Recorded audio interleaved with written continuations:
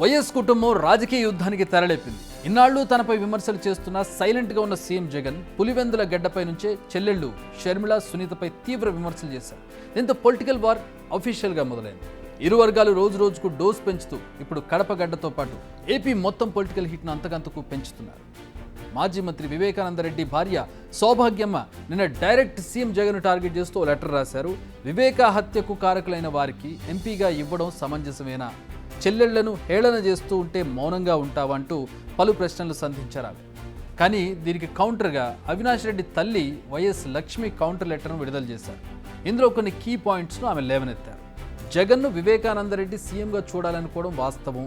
అయితే ఆయన హత్యకు గురవడానికి ముందు రోజు కూడా అవినాష్ రెడ్డి తరఫున ప్రచారం చేసింది అనడం కూడా వాస్తవం కాదా అన్నారు. ఎంపీ టికెట్ కోసం హత్య జరిగిందని ప్రచారం చేయడం తప్పు కాదా? ఎవరిని కాపాడడం కోసం ఇలా చేస్తున్నారు అంటూ ప్రశ్నించారు లక్ష్మి. మాటి మాటికి హంతకులంటూ తీవ్రమైన పదజాలంతో తిడుతున్నారు. న్యాయస్థానంలో కేసు విచారణలో ఉన్నప్పుడు అలా మాట్లాడడం తప్పనిపించడం లేదంటూ లక్ష్మి నిలదీశారు. అటు సౌభాగ్యం లేఖ, ఇటు లక్ష్మి లేఖ, ఈ రెండింటిని చూస్తుంటే ఇకపై మాటకు మాట సమాధానం చెప్పాలని జగన్ వర్గం డిసైడ్ అయినట్టుగా క్లియర్ కట్గా అర్థమవుతుంది. ఎన్నికలకు కౌంట్ డౌన్ కొనసాగుతున్న కొద్దీ ఈ వివాదం మరింత ముదిరేలా కనిపిస్తోంది. విషయం వివేక హత్య కేసు ఒక్కటేగా, ప్రతి విషయంలోనూ జగన్ వర్సెస్ షర్మిల అన్నట్టుగా తయారైంది పరిస్థితి. అందుకే సొంత అన్నయ్య ఉండి చెల్లి చీరపై కామెంట్ చేశారంటూ తీవ్రస్థాయిలో విరుచుకుపడ్డారు షర్మిల. ఒకసారి ఆలోచన చేయండి. ఈరోజు జగన్మోహన్ రెడ్డి గారు ముఖ్యమంత్రి స్థాయిలో ఉన్నవాడు ఏం మాట్లాడుతున్నారు?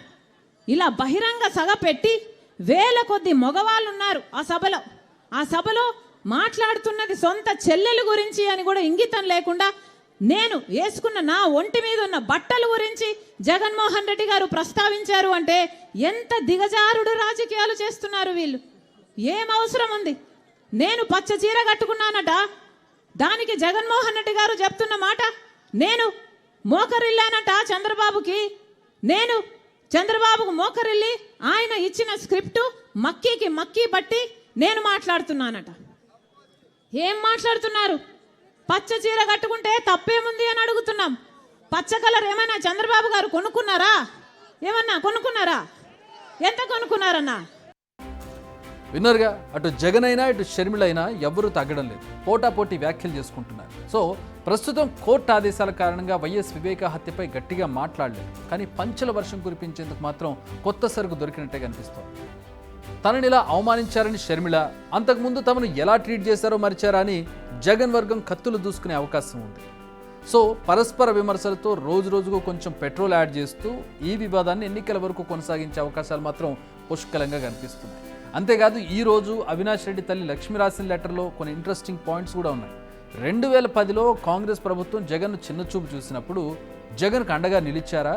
ఆ సమయంలో మీ స్వార్థం మీరు చూసుకోలేదా? 2011లో విజయమ్మపై వివేకానందరెడ్డి పోటీ చేయలేదా? అప్పుడు సునీత ఆమె భర్త విజయమ్మను అవమానించలేదా? అంటూ గతం తాలూకు విషయాన్ని ప్రస్తావించారు. ఈ లెటర్ను బట్టి చూస్తే షర్మిల కానీ సునీత కానీ విమర్శల డోస్ పెంచితే కౌంటర్ అటాక్ చేసేందుకు వైసీపీ వర్గం మొత్తం సిద్ధంగా ఉన్నట్టుగా కనిపిస్తోంది. మరి వైఎస్ వారసుల వారు ఎవరికి లాభం, ఎవరికి నష్టం అనేది ఇప్పుడు ఇంట్రెస్టింగ్ పాయింట్. ప్రస్తుతం ఈ వ్యవహారంపై ఎన్డీఏ కూటమి సైలెంట్గా ఉంది. డైలాగ్ వార్ కాంగ్రెస్ వైసీపీ మధ్య నడుస్తోంది. రాజన్నకు అసలైన వారసుని నేనే అని చెప్పకనే చెబుతున్నారు జగన్, కాదు తానే అంటున్నారు షర్మిల. మరి కడప ప్రజలు ఎవరిని ఆదరిస్తారు, ఎవరిని చీకొడతారనేది మరికొన్ని రోజుల్లో తేలనుంది. కానీ ఆ కొన్ని రోజుల్లోనే ఈ వారసుల రాజకీయం మరింత వివాదాస్పదమవడం ఖాయంగా కనిపిస్తుంది.